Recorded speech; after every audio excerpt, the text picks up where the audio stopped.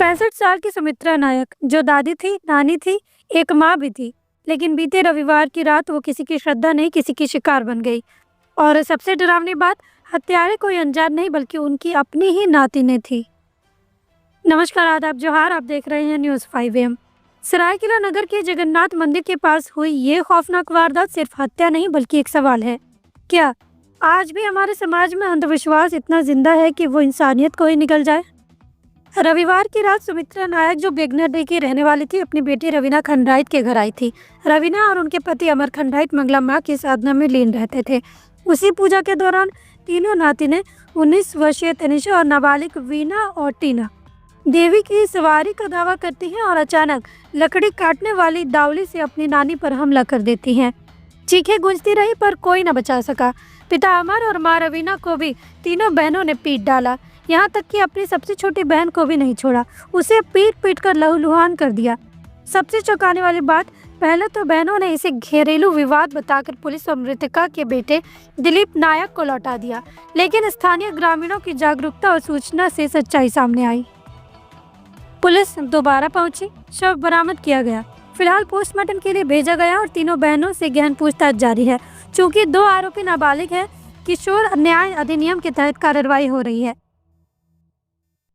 मैं झुक रहा था उन लोग भागने लोगों को, तो उन लोग मेरा माँ को, उसका बाप और माँ उन लोग को बुलाया था।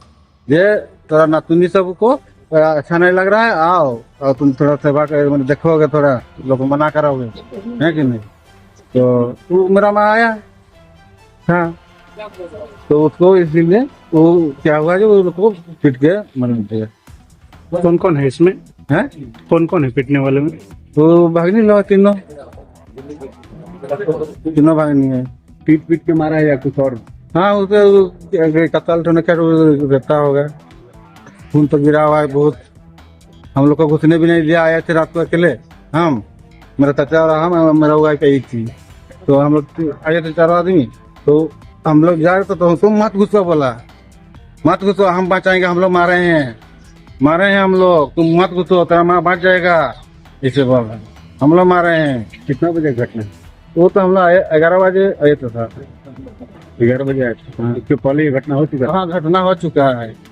माँ की उस समय पूरा तीनों आदमी वीर में था। तो मैंने कैसे बोलेंगे, जैसे मेरा माँ है, भी मगरा माँ हमको लगा है, मगरा माँ है मेरा साथ में, तेरा माँ को हम मारे हैं तेरा माँ को, उसको मारे तो मारा है तो बचाओ। हम बोले तो बोला था बच जाएगा, सुबह बचाएंगे, सुबह आना तुम, तेरा माँ को मत छू, मत जाओ। हमको रुक दिया गेट में। अच्छा, पुलिस भी आई थी? हाँ, पुलिस आई थी। तो पुलिस को अंदर नहीं घुसने दिया लोग तो अंदर में रोड में ही लोग चला था। हम लोग पुलिस आया तो समय नहीं थे। अच्छा, कितने बजे घटना है ये? 11 बजे।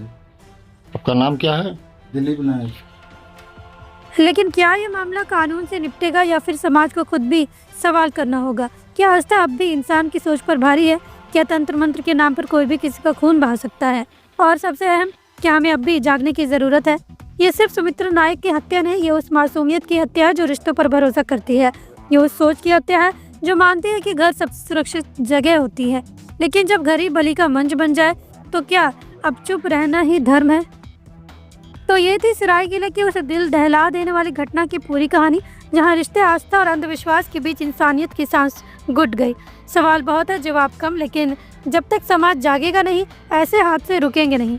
हम फिर मिलेंगे एक और सच्चाई, एक और सवाल के साथ। तब तक के लिए बने रहे न्यूज़ 5 AM के साथ और सोचिए, सवाल कीजिए और सच के साथ रहिए।